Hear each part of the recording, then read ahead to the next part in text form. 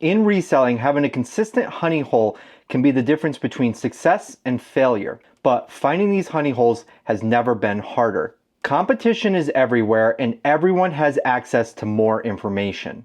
From thrift stores to pallet resellers, everyone knows exactly what they have, exactly what it's worth, and they are no longer willing to give any of this profit to resellers. In today's video, I'm going to show you how I find honey holes and how I use AI and other tools to find more sourcing opportunities. But first, let's start with a story about 2 honey holes that I recently have lost. The first one was a pallet reseller. Yeah, I know, pallet resellers aren't that great, and typically it's hard to make any money from these kinds of stores.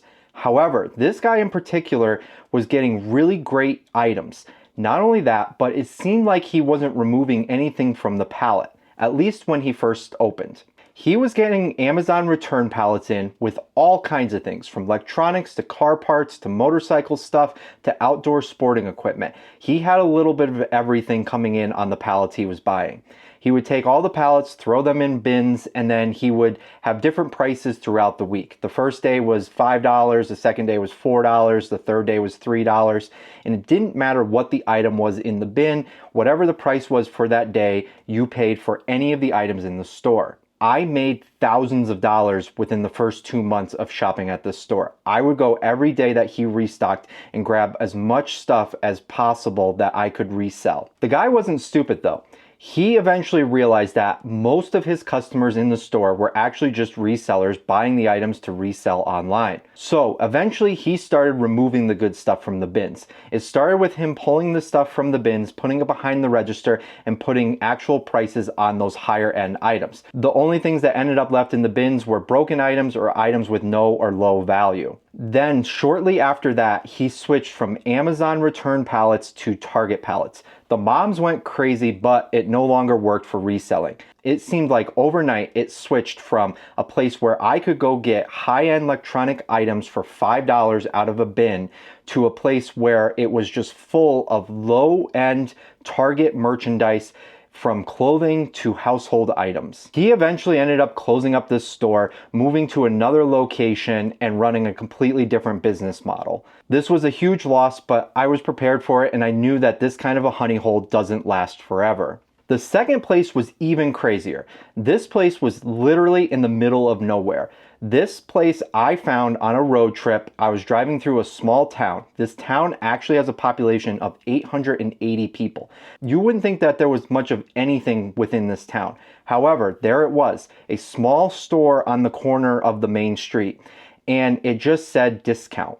When I went inside, I found out that they bought lost freight and lost mail, and that they sold it all here at their store. This place was absolutely magical, and I made thousands of dollars once again by buying things from this store and reselling it online on eBay. I actually became pretty good friends with the lady that ran the store, and they got in new inventory all the time, and it was great inventory, really great stuff. And the best part was the majority of it came in bulk. So I was able to go up there and buy a few items, test them out in my store, and when they sold, I was able to go back and buy even more to sell. I never once had to carry the inventory. They had the inventory sitting there. I knew it wasn't going to be sold anywhere. And actually, eventually, I became such good friends with the lady that she would put items to the side until I was able to make it up there and buy those items. But these items weren't going anywhere. This was in a very small town of 800 people, and it seemed like I was the only reseller that had ever stumbled upon this town. Now, once again, this store recently closed. Within the last month here, this store closed its doors.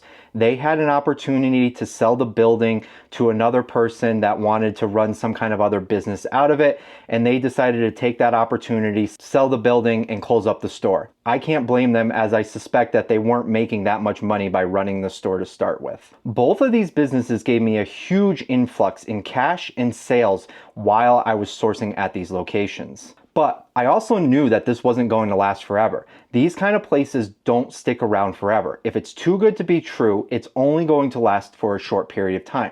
So I didn't go out and build my business around these places. I didn't go out and say, oh wow, this is the amount of money I'm going to be making from here on out.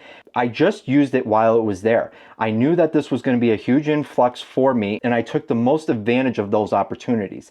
That means that I was there anytime that they got new items. Anytime the bin guys put out new items each week, I was there and I was grabbing the best stuff because I knew eventually it wasn't going to be that way. If you think that these places are too good to be true and that they don't exist, I suggest that you take a step outside the thrift store and look around. These places are everywhere, from highly populated areas like where I currently live to small towns with less than 1,000 people in them. These places pop up occasionally from time to time. You just have to be out there looking in order to find these places. I have 3 ways I like to find these places, so let's get into it. The first way is through social media. That first guy that was running that pallet reselling store, he was big on Facebook and Instagram ads. That's originally where I saw it. He popped up on my feed one day and I thought to myself, oh great, another pallet reseller. I've been to pallet stores previously and I've been to pallet stores since, and the majority of them are really bad. At least really bad for resellers. There's not a lot of margins left there, and a lot of the inventory is really bad inventory, hence the reason it ends up at a pallet store. However, if I thought that when I saw his ad and didn't bother to go look, like a lot of resellers in the area probably assumed, then I wouldn't have made thousands of dollars off of this store in the first 2 months that they had opened. So you have to keep an open mind and be willing to go check things out. The worst case was I wasted an afternoon by going over and looking at the store. The best case is I found a honey hole and I'm able to get as much honey out of this hole as I can before it closes up. Just because you've tried a pallet reselling store or you've been to that type of thrift store doesn't mean that everyone that pops up is going to be like the last one. So make sure that you don't have some kind of bias and just write things off when you see them. If they pop up on your social media feed, it's because you're in that area and you should go check that store out. If you've never been, it's worth looking to see if there is any opportunities there. The second way is by hitting the streets. My wife and I travel a lot. We have a camper van and we love going camping and exploring new areas. Along with this, I love stopping in towns and checking out what sourcing opportunities might exist. So like that lost mail store that I found, opportunities are everywhere. Just because it's a small town doesn't mean that it doesn't have an opportunity. It's worth stopping and taking a look. And honestly, that place was super magical. I don't think another reseller has ever been through that area, and being able to find that store and have that store for almost 2 years has made a complete difference in my eBay reselling business, and it helped me have an influx of cash, which allowed me to go out and buy more inventory at other locations. That very first day that we discovered that store, I was so excited. We filled the van full of as much stuff as we possibly could because I wasn't sure if this store was going to be here the next time I came through. We probably spent the most money at that store that any customer had ever spent. We cleared that whole store out and the lady was super friendly and asking what we were doing with it. And I told her that I was a reseller and that I was looking to buy more of this stuff. And she told me that they get shipments in every week and to make sure I come back. And as I continued to go back and buy more and more, we became more friendly. She would let me know when inventory was coming in, and she'd even put things behind the counter for me to come back and buy again. The opportunities are endless if you're willing to stop and take a look.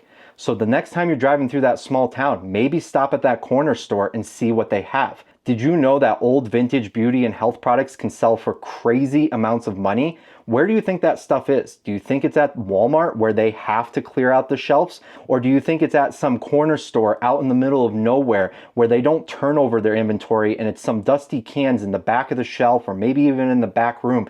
They have a whole bunch of this old inventory that's worth a fortune, but they can't sell it because of where they're located. The third way to find these locations is to use Google Maps and ChatGPT. Now, I'm sure you've gone onto Google Maps and typed in thrift stores and been like, okay, yeah, I've done that. Like I've checked all the thrift stores in my area. But have you ever tried zooming in?